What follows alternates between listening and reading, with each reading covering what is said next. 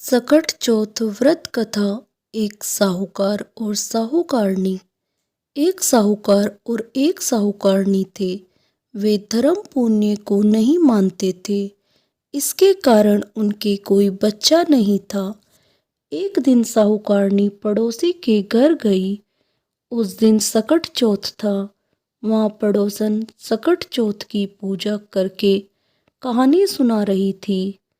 साहूकारनी ने पड़ोसन से पूछा, तुम क्या कर रही हो? तब पड़ोसन बोली कि आज चौथ का व्रत है, इसलिए कहानी सुना रही हूँ। तब साहूकारनी बोली, चौथ का व्रत करने से क्या होता है? तब पड़ोसन बोली, इसे करने से अन्न, धन, सुहाग, पुत्र सब मिलता है।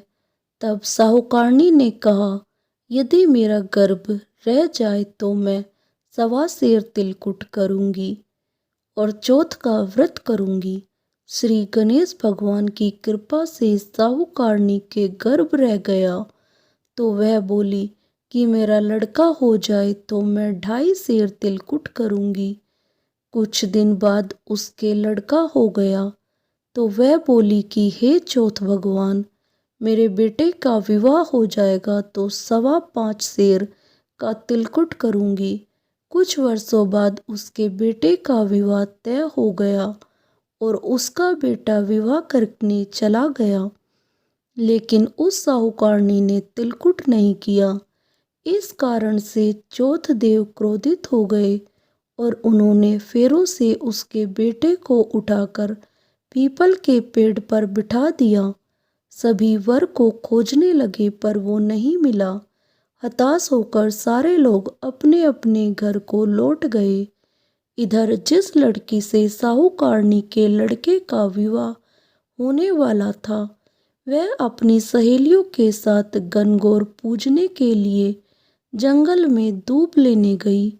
तभी रास्ते में पीपल के पेड़ से आवाज आई, ओ मेरी अर्धब्याही।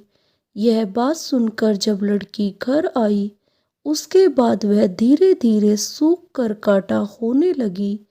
एक दिन लड़की की माँ ने कहा, मैं तुम्हें अच्छा खिलाती हूँ, अच्छा पहनाती हूँ, फिर भी तू सूखती जा रही है, ऐसा क्यों?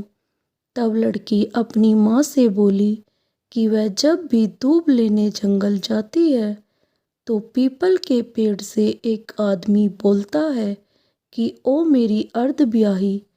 उसने मेहंदी लगा रखी है और सेहरा भी बांध रखा है। तब उसकी माँ ने पीपल के पेड़ के पास जाकर देखा, यह तो उसका जमाई ही है। तब उसकी माँ ने जमाई से कहा, यहाँ क्यों बैठे हो? मेरी बेटी तो अर्धब्याही कर दी और अब क्या लोगे? साहूकारनी का बेटा बोला, मेरी माँ ने चौथ का तिलकुट बोला था लेकिन नहीं किया, इसलिए चौथ माता ने नाराज होकर यहाँ बैठा दिया। यह सुनकर उस लड़की की माँ साहूकारनी के घर गई और उससे पूछा कि तुमने सकट चौथ का कुछ बोला है क्या? तब साहूकारनी बोली, तिलकुट बोला था। उसके बाद साहूकारनी बोली, मेरा बेटा घर आ जाए तो 2.5 मन का तिलकुट करूंगी। इससे श्री गणेश भगवान प्रसन्न हो गए और उसके बेटे को फेरों में लाकर बैठा दिया। बेटे का विवाह धूमधाम से हो गया। जब साहूकारनी के बेटा एवं बहू घर आ गए, तब साहूकारनी ने 2.5 मन तिलकुट किया और बोली, हे चौथदेव, आपके आशीर्वाद से मेरा बेटा बहू घर आए हैं, जिससे मैं हमेशा तिलकुट करके व्रत करूंगी। इसके बाद सारे नगरवासियों ने तिलकुट के साथ सकट व्रत करना प्रारंभ कर दिया।